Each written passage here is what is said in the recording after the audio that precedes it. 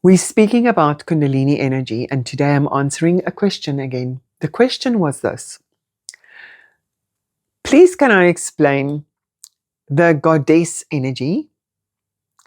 And then what would we call a man when he is under the spell of the goddess? Okay. So I find this a very interesting question, and I was giggling a bit about the part where you said the man when he's under the spell of the goddess. I find nowadays there's often a lot of misconception about what the goddess is.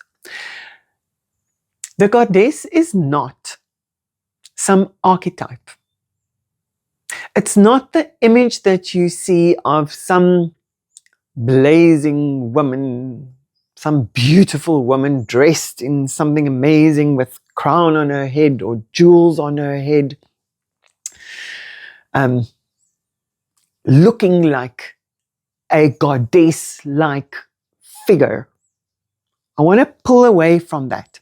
What the goddess really is it is a person who happens to be a female, who have felt deep enough into her body so that she has discovered the divinity moving or being alive within herself, realizing herself as an expression of God. And because it happens to be in a female body, we call her goddess. She is an embodiment of God. She is God. Goddess.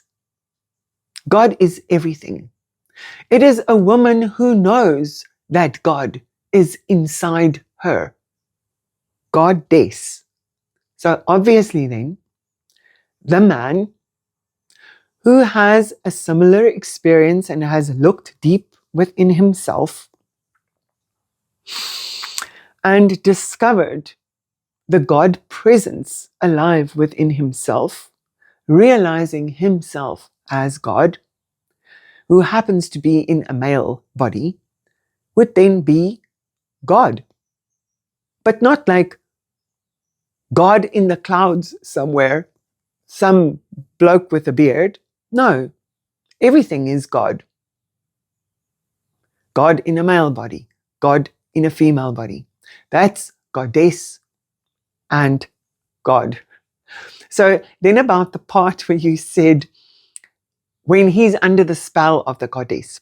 So I'm going to put this in the context of more of a sensual environment. And what I've often seen is in more of a sensual environment, the goddess, the female form, is often more comfortable with sinking into her physical expression of feeling, sensing the flow of divine life source, life force, the God energy through her body. So the goddess steps into the inner devotion, the inner presence within herself. Now, you said when the man is under her spell. What I'm experiencing here is she's opening the gate into presence. She's creating a safe space. She's very bravely sinking into her body, into her presence, and arriving in her fullness. And when the man witnesses her being in her presence, her full aliveness, her full expression of the divine flow of joy through her body, joy or life or love through her body, he is inspired or called into stepping into the same presence within him. So that is what I see as the power of the goddess, is she has the power to bravely arrive within her own presence.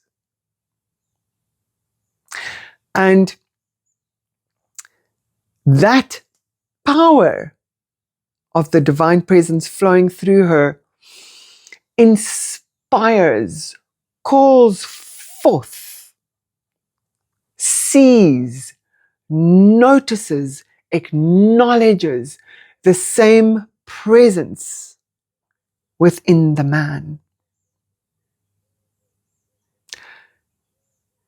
That's why the goddess is cool, or is fantastic, or needs to be respected, but it is that divine life source.